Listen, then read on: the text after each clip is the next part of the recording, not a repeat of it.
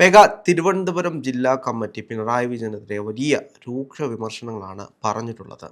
യഥാർത്ഥത്തിൽ എല്ലാ ജില്ലാ കമ്മിറ്റികളും പിണറായി വിജയനെ ഇങ്ങനെ വിമർശിക്കുമ്പോൾ ഇപ്പോൾ തിരുവനന്തപുരം ജില്ലാ കമ്മിറ്റിയാണ് തിരുവാതിര കളിച്ച് കാരണഭൂതൻ എന്നൊരു പേര് തന്നെ അദ്ദേഹത്തിന് സമ്പാദിച്ചു കൊടുത്തത്. അതെ, അപ്പോൾ ഇവർ തന്നെ വീണ്ടും പിണറായി വിജയനെ അധിക്ഷേപിക്കുകയാണെങ്കിൽ ഇവരൊക്കെ തന്നെയല്ലേ ഇതിന് കാരണക്കാർ?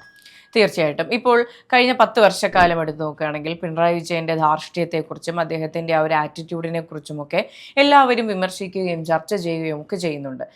ഇപ്പോൾ നമ്മൾ രാവിലെയുള്ള സമയത്ത് നമ്മൾ സംസാരിച്ചൊരു കാര്യമാണ്, തിരുവനന്തപുരം മുതൽ കാസർഗോഡ് വരെയുള്ള എല്ലാ ജില്ലകളിലും എല്ലാവരുടെയും വിമർശനം എന്ന് പറയുന്നത് പിണറായി വിജയൻ തന്നെയാണ് ഈ തോൽവിക്ക് കാരണം, അദ്ദേഹമാണ് ഇതിന്റെ ഉത്തരവാദിത്തം ഏറ്റെടുക്കേണ്ടത് എന്നുള്ള പാർട്ടിക്കുള്ളിൽ തന്നെ അത്തരത്തിലുള്ള ചർച്ചകൾ നടക്കുന്നു. പക്ഷേ രാഹുൽ പറഞ്ഞത് ശരിയാണ്. ഈ കഴിഞ്ഞ 10 വർഷക്കാലം അദ്ദേഹത്തെ രാജാവായും അദ്ദേഹത്തെ ക്യാപ്റ്റനായും രക്ഷകനുമായി ഒക്കെ ആ പരിവേഷം കൊടുത്തിരുന്ന, അദ്ദേഹത്തിന് ഒരു വീരതാര പരിവേഷം കൊടുത്തത് ഈ സഖാക്കൾ തന്നെയായിരുന്നു. ഈ പറഞ്ഞ പാറശാല ഏരിയ കമ്മിറ്റിയിലെ അനിൽകുമാർ എന്ന് പറയുന്ന വ്യക്തിയാണ് ഈ വിമർശനം ഉന്നയിച്ചത്. പിണറായി വിജയൻ രാജിവെക്കണം, അദ്ദേഹം ഈ തെരഞ്ഞെടുപ്പിന്റെ തോൽവിയുടെ എല്ലാ ഉത്തരവാദിത്വവും ഏറ്റെടുത്തുകൊണ്ട് രാജിവെക്കണം, അദ്ദേഹം കാരണമാണ് ഈ 2026 നിയമസഭാ തെരഞ്ഞെടുപ്പിൽ വലിയൊരു തോൽവി പാർട്ടിക്ക് ഉണ്ടാകാനുള്ള പ്രധാന കാരണമെന്ന്.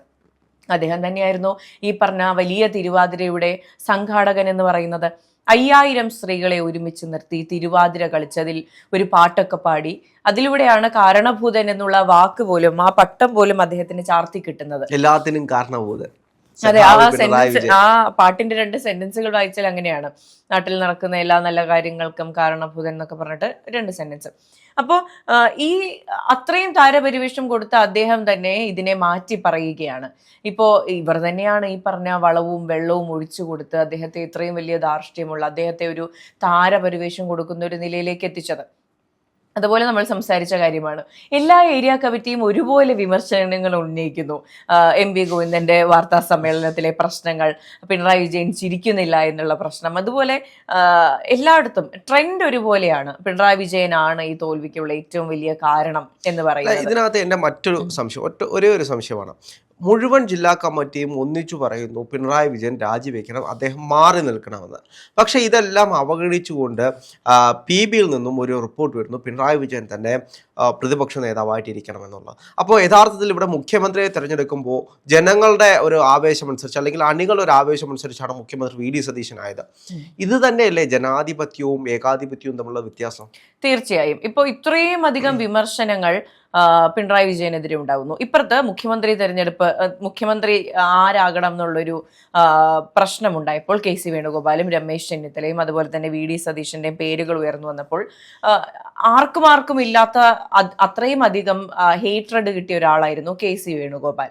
അപ്പോൾ KC വേണുഗോപാൽ എന്ന് പറയുന്ന അദ്ദേഹത്തിന് ഹൈക്കമാൻഡുമായിട്ട് വളരെ അടുത്ത ബന്ധമുണ്ട്. അദ്ദേഹത്തിന് രാഹുൽ ഗാന്ധിയോട് എനിക്ക് മുഖ്യമന്ത്രി ആകണമെന്ന് പറഞ്ഞാൽ രാഹുൽ ഗാന്ധിക്ക് മറിച്ചൊരു തീരുമാനം പറയാൻ പോലും കഴിയാത്തത്ര ബന്ധം ദേശീയ തലത്തിൽ പോലുമുള്ള ഒരു നേതാവ്. പക്ഷെ അദ്ദേഹം ആ വാശി പിടിച്ചിട്ടില്ല.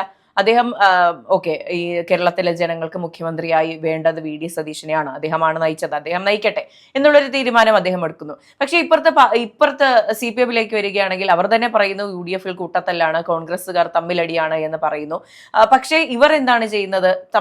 തമ്മിൽ ഈ പറയുന്ന പ്രശ്നങ്ങളെല്ലാം ഉണ്ടായിരുന്നിട്ട് പോലും പിണറായി വിജയൻ സ്വയം തീരുമാനിക്കുകയാണ്, ഞാനാണ് പ്രതിപക്ഷ നേതാവ്. അവിടെ ചർച്ചകളില്ല, ഡിബേറ്റുകളില്ല, സർവേകൾ നടത്തുന്നില്ല, ഈ പറഞ്ഞ മാധ്യമങ്ങൾ ന്യൂസ് അവറുകൾ നടത്തുന്നില്ല. ഇതൊന്നുമില്ലാതെ പിണറായി വിജയൻ തന്നെ പറയുകയാണ്, പ്രതിപക്ഷ നേതാവാകാൻ ഞാൻ പോകുകയാണ് എന്നുള്ളൊരു ക്ലെയിം സ്വയം ഏറ്റെടുക്കുന്നു. ഇതിനുള്ള പ്രധാന കാരണം എന്ന് പറയുന്നത്, ഈ പാർട്ടി ഇപ്പോൾ ആരാണ് നയിക്കുന്നത്? ഈ പാർട്ടിയിൽ ഇപ്പോൾ ആരാണ് തീരുമാനങ്ങൾ എടുക്കുന്നത്?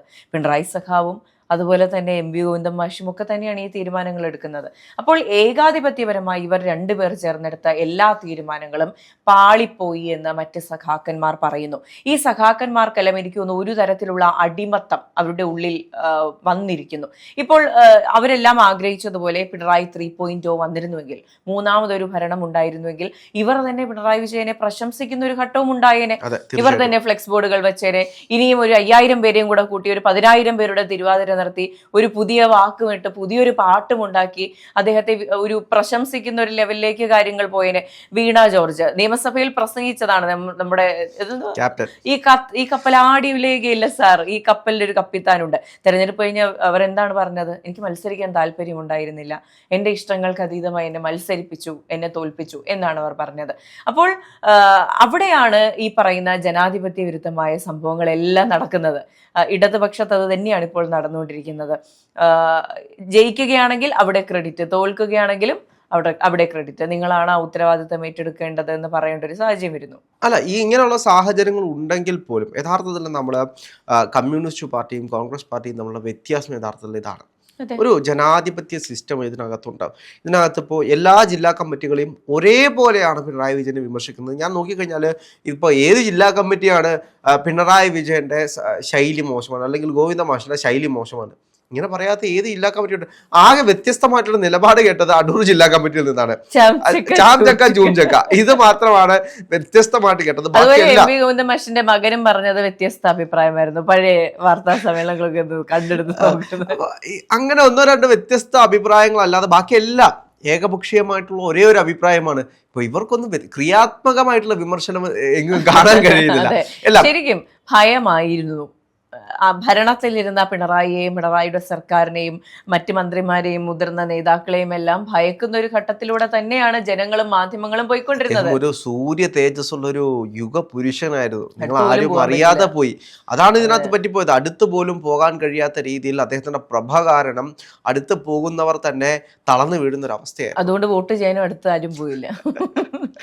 അങ്ങനെ തോൽവിയിലേക്ക് പടുകുഴിയിലേക്ക് വീഴുന്ന ഒരു സാഹചര്യം ഉണ്ടായി. അല്ല, പിണറായി വിജയൻ പ്രതിപക്ഷ നേതാവായിട്ട് വരുമ്പോൾ നമ്മൾ ശ്രദ്ധിക്കേണ്ട ചില കാര്യങ്ങളുണ്ട്. യഥാർത്ഥത്തിൽ ഇതിനു മുമ്പിട്ട് ഇത്തരത്തിൽ വലിയൊരു തോൽവി ഉണ്ടായപ്പോൾ PS അച്യുതാനന്ദൻ അദ്ദേഹം വന്നത് മാധ്യമങ്ങൾ, അതായത് അന്നത്തെ ദിവസം ഞാൻ ഫേസ്ബുക്ക് സ്ക്രോൾ ചെയ്ത് നോക്കേണ്ട സ്ക്രിപ്റ്റുകളാണ്. അന്ന് ഒരു പ്രതിപക്ഷ നേതാവ് ഉണ്ടായിരുന്നു തിരിച്ചു കൊണ്ടുവരാൻ വേണ്ടിയിട്ട്. അന്ന് രാത്രി മാധ്യമങ്ങളെ അഭിസംബോധന ചെയ്യാൻ വേണ്ടിയിട്ട് ചെറിയൊരു ബനിയന് വിട്ടുകൊണ്ട് നാടൻ ഭാഷയിൽ ഇറങ്ങി വന്നിട്ട് പാർട്ടി തിരുത്തും, ഞങ്ങൾ തിരിച്ചു വരുമെന്ന് പറഞ്ഞൊരു സഖാവ് ഉണ്ടായിരുന്നു. അതാണ് മാസ് എന്ന് പറയുന്നൊരു സാഹചര്യം. ഇന്ന് പിണറായി വിജയൻ എന്താണ് കാണിക്കുന്നത്? അപ്പോൾ അദ്ദേഹം ഒരു മാസ് ആകാൻ വേണ്ടിയിട്ട് ഈ തോൽവിയിൽ നിന്നും ഞാൻ തിരിച്ചു കൊണ്ടുവരുമെന്ന് കാണിക്കാൻ വേണ്ടിയിട്ട് അദ്ദേഹം വരുമ്പോൾ തന്നെ നിയമസഭയിലിരിക്കുന്ന പല ആളുകളെയും എടുത്തു വെച്ച് പരിശോധിച്ച് നോക്കൂ. നിങ്ങളുടെ തന്നെ ഇപ്പോൾ കഴിഞ്ഞ ദിവസം തന്നെ നമ്മൾ കണ്ടുകൊണ്ടിരിക്കുന്ന ബിനീഷ് കോടിയേരിക്ക് 4 തവണയായിട്ട് പാർട്ടിയിൽ ചേരാൻ വേണ്ടിയിട്ട് അദ്ദേഹം കത്ത് കൊടുത്തുകൊണ്ടിരിക്കുകയാണ് മെമ്പർഷിപ്പ് പുതുക്കാൻ വേണ്ടിയിട്ട്. 4 വട്ടവും തള്ളിക്കളഞ്ഞു. ഇനിയും മെമ്പർഷിപ്പ് കൊടുക്കുമോ എന്നുള്ള ചോദ്യത്തിൽ ഗോവിന്ദ മാഷിന്റെ അഭിപ്രായം എന്തായിരുന്നു? ഒരു ചിരിയായിരുന്നു.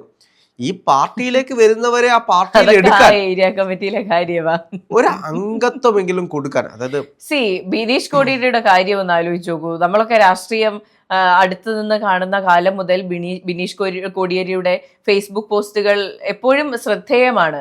ഈ പറഞ്ഞ ചെങ്കോട്ടകൾക്ക് മുന്നിലെ ഭടനായി നിൽക്കുന്ന ബിനീഷ് കോടിയേരി ഏതൊരു വിഷയം വന്നാലും അദ്ദേഹം അത് ആരെന്ത് തെറി വിളിക്കുകയോ എന്തോ ചെയ്തോട്ടെ, കമന്റ് ബോക്സ് ഓഫ് ചെയ്തിടുകയോ ഒന്നും ചെയ്യാറില്ല അദ്ദേഹം.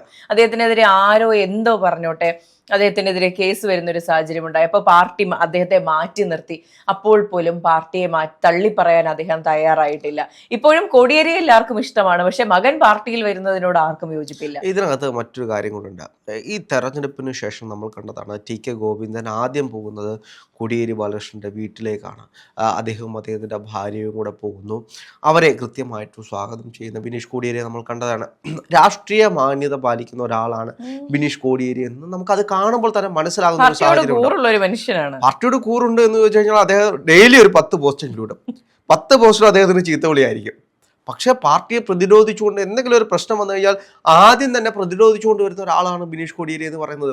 അത് ശ്രദ്ധേയമാവുകയും ചെയ്യും. നമ്മൾ തന്നെ കഴിഞ്ഞ ദിവസം ബിനീഷ് കോടിയേരിയുടെ ഒരു പോസ്റ്റ് എടുത്ത് വെച്ച് ചർച്ച ചെയ്യുന്ന ഒരു സാഹചര്യം ഉണ്ടായിരുന്നു. അപ്പം ഇത്തരത്തിൽ ഒരുപാട് വിഷയങ്ങളുണ്ട്.